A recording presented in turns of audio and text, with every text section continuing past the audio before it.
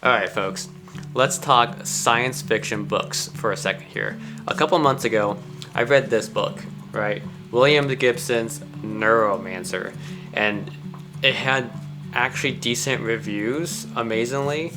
It's a sci-fi, I don't even know how to describe it, like a digital punk book. Like, it was kind of awful. I don't know how else to describe it. It was just a terrible book. If you want to just sum up a book in one word, awful. That's what this book is. And it kind of made me thinking, how can people think this is good sci-fi? It just blows my mind. You know, science fiction is supposed to be this realm of imagination, of creativity. And while this is at least creative, it's not really good. Like, I don't know if you can. Is it creative if it sucks? Like, honestly, is it? So I kind of just want to go through a few legitimately good books. Sci-fi books that make you think. Sci-fi books that are masters in world building. Like, they have essentially their own universe. And there's so much imagination that goes with it. Like, you just get engrossed in the universe that these books exist in. This book, you don't get engrossed in this universe. You just want to throw it in the garbage. Alright? You just want to throw it in the garbage or burn it on fire because it's not good. So let's go over just a little high-pitched voice there. Let's go over some of the legitimately good science fiction books, why they're good. Hopefully it gives you some ideas of books to read if you haven't read these before, and hopefully you agree with me. And honestly, if you have more to add, drop some comments down below and let's discuss, because I would love to read some more really good sci-fi books. Alright, so first up, you cannot list good sci-fi books without listing this book, right? And you don't necessarily have to have a big copy like I do, but I bought myself a nice fancy copy of this book because I loved it so much the first time I read it. It's called Frank Herbert's Dune. This book was written, I believe, back in like the 60s. And it's just a very imaginative book about this family who, essentially, they're part of this galactic empire, and this empire is very feudal. So you have all these noble houses or whatnot that rule all these different planets, and the empire takes this one planet that's full of this spice, right? Spice is economically valuable. It's used all over the galaxy. It has these very specific uses that make it that valuable. And they take this planet away from this other house called the Harkonnen, whatever family, and they give it to House Atreides, which is the House Atreides is the family this book follows. This family relocates to this planet because basically the Empire just gave them all this wealth and power. Well, then they find out that they're just going there just to be betrayed because the Empire actually doesn't like House Atreides and has like this huge plan to go against them. And the Harkonnen family is plotting and all this kind of stuff. And there's a spy in the Atreides family's circle. And there's these indigenous people that live on this planet. This planet's called Arrakis, if I haven't mentioned it yet. And these indigenous people basically have been conditioned with this religion that's from these group of witches called the Bene Gesserit. And these witches, one of them is a part of House Atreides. And she has a son who is the heir to House Atreides and whatnot. And they've conditioned these people on this planet to expect basically a savior or a prophet or however you want to say it, and there's this giant prophecy that goes along with it, and the son of this family of House Atreides, his name is Paul, he is the fulfillment of this prophecy. He's their savior, he's their prophet or whatnot, however you want to call it. And then once everything starts unfolding, once the betrayals start happening, then the Harkonnens go back in and start doing what they're doing, all of a sudden Paul gets forced into these indigenous people's circle and has to fulfill all these prophecies. The world building that goes into this book is so incredible. It's so engrossing, and as you can tell, it is a thick book. And this is not even the first one. There's like a whole series of Dune books. I believe there's like 6 of them, I think, if not more. I have not read all of them, but there's so much depth to it.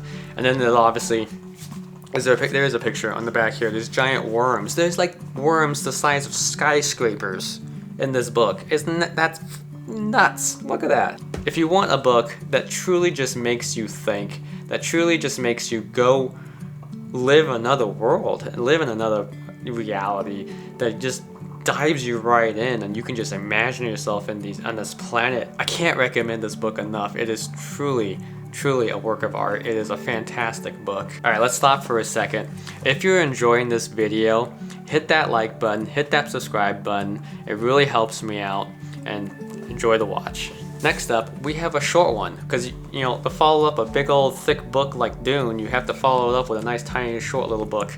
Well, this is Isaac Asimov's Foundation. If you know anything about sci-fi books, Isaac Asimov is like the definition of a science fiction writer. But he wrote this book called Foundation, and this has got to be my favorite book of all time. I actually just adored this book. Essentially, there's this gigantic galactic empire, and there's this guy in this empire. He's a brilliant guy, and he predicts that this empire is going to collapse and just fall to ruin. And he says that it's completely inevitable. It's going to happen. There's no way to save the empire. But there's a way to set certain chain of events into motion in order to rebuild the empire after its demise. And this whole book, it's actually a complete series, spans hundreds and hundreds of years, going through all these different chain of events that he set in motion to rebuild this empire. You get to basically just see this wide open view of this empire being rebuilt. And it's actually it's just so good. Like, it's just so engrossing. And I say it's a short book, so even if you don't like it, guess what? You don't have to dedicate a lot of time to get through it. You know, it's a nice tiny little book, and it's just very interesting. It really is. For some reason, it's my favorite book of all time. There's something about it that I just absolutely love, and I have to recommend this book to everybody, because everyone should read a book like this. It makes you just think like no other. It is so good. Moving on. All right, next up, we have Arthur C. Clarke, Rendezvous with Rama. If you don't know who Arthur C. Clarke is, basically think of just a less famous version of Isaac Asimov. He does the same thing. He just writes sci-fi novels, and some of them really stick with you because they're so good. So what Rendezvous with Rama is, basically you have Earth, and it's not that advanced of an Earth. It's kind of what we are now. And they detect a spaceship going through the solar system. But the spaceship is not heading to Earth. It doesn't have any obvious destination. It's just coasting through the solar system. And they decide to intercept this spaceship, because obviously if you actually see a spaceship out there, you would want to investigate it. You would want to actually make contact with whoever's in it. So they send a crew off, some astronauts off on a rocket to intercept this spaceship, and they've managed to get inside it. And what they find inside this ship is just an incredible spaceship full of technology so far beyond us. And it just kind of explores the science of it, and it's just a book that just kind of makes you think, and it's just really interesting.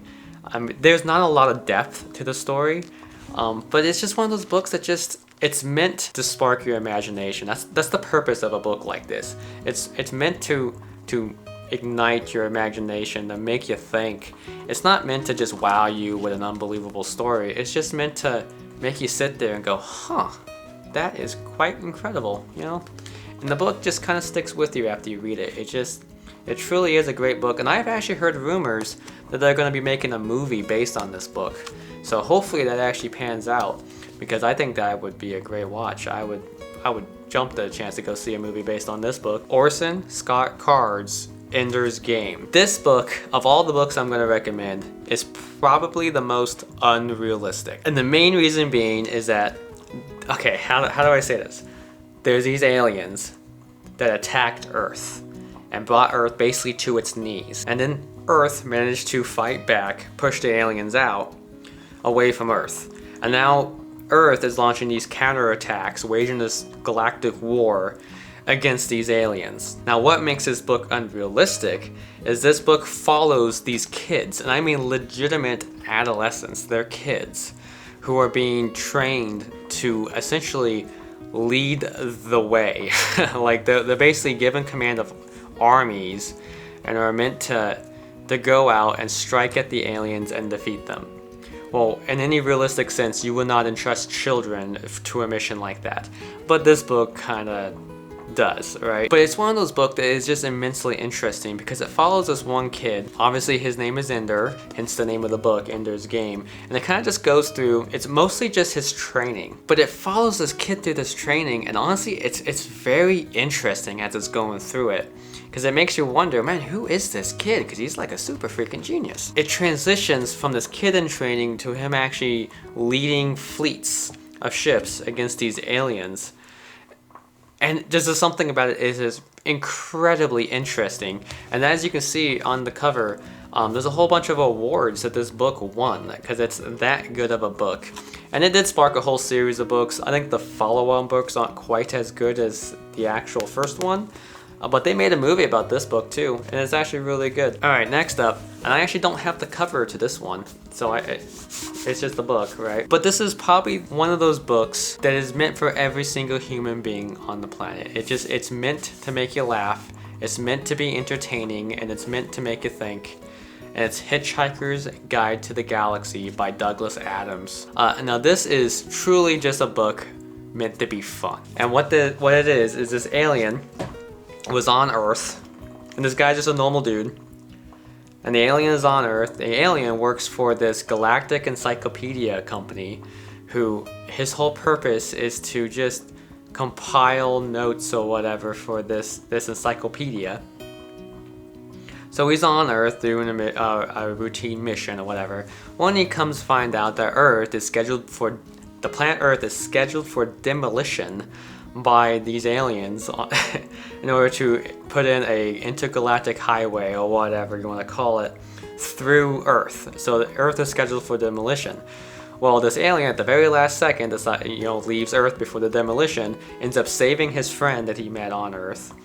And it's just them going through these crazy little adventures. And it's just such an interesting book, and it's very funny. Like it's the whole, as I said, the whole purpose of this book is to make you laugh. It really is. It's a very funny book, and there's these lines from this book called like "Don't panic and always carry a towel." I actually have that on a T-shirt. I'm not wearing it today, but I have it on a T-shirt. It's just a very interesting book, and it's one of those books I have to recommend to people because even if you don't like science fiction, you would probably like this book. Right? This is one of those books that just is meant to be a fun book. It's meant to be enjoyable. And it's one of those books that really, when you get into it, it just makes you kind of think. And it's very imaginative. And you can tell that Douglas Adams has an imagination. You can tell he's able to use that imagination to create a crazy world and crazy scenarios and crazy outcomes and a crazy story, right? And that's what, that's a lot of ways that's what science fiction is. It doesn't have to necessarily be realistic. It doesn't have to be within reason. It can just be something fun, like something imaginative, something crazy and outworldly, right? It's just something that's meant to just spark your imagination, to be creative, spark joy in people. You read a lot of different books and there's studies on human nature, or how we act and how we feel, and they're just your run-of-the-mill detective stories, your run-of-the-mill crime stories, or whatnot. But there's something about science fiction that just makes you think. Like, it goes beyond just telling a crazy detective story or a crazy crime story or whatnot. There's just something about the worlds that are created in these books, because this isn't even the half of it. There are so many science fiction books that are truly phenomenal, but people don't give them the time of day because something about science fiction tells them that they're for geeks or for nerds or not for the general public or whatnot. But they're truly fantastic books, and they're truly fantastic stories that deserve recognition, to at least to some degree, right? And what stories do you like? What science fiction books would you recommend? Drop some comments down below and let's talk about it.